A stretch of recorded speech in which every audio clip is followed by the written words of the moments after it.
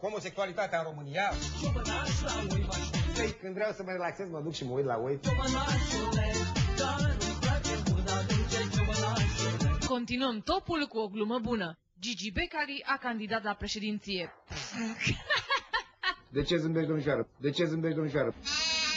Hai pune spernița jos, op și aoleu, și asează-te frumos, op și aoleu, asează-te frumușel, op și aoleu, ca să cunoști pe Gigel, op și aoleu.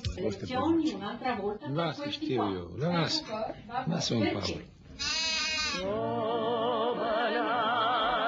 Când ați obținut diploma de bacalaureat și ce liceu a eliberat-o? Dar nu cred că este important când a terminat Becali liceu și ce a făcut Becali. Sunt anul 3 la drept și cu asta basta. Între două cărți ale lui Kant, două facultăți și un masterat făcute înaintea liceului și dusul oilor la Iernat, Când vreau să mă relaxez, mă duc și mă uit la oi. filozoful Becali s-a confruntat cu realitatea dură din afara biroului. Chiar și acum am 50 de oi, când vreau să mă relaxez, mă duc și mă uit la oi, pentru că... Și lâna e bună? Poftim?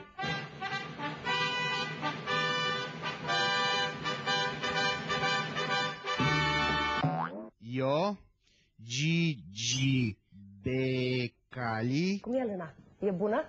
Poftim? Jur aici, în mijlocul vostru, că voi face ca lâna ta neagră să strălucească ca căciula lui Mihai Țepeș. Pofta! Am poftit eu! Și vă promit că de aici înainte, lâna voastră va fi folosită numai la export. Când vreau să mă relaxez, mă duc și mă uit la oi. Îi dorim o dihnă plăcută.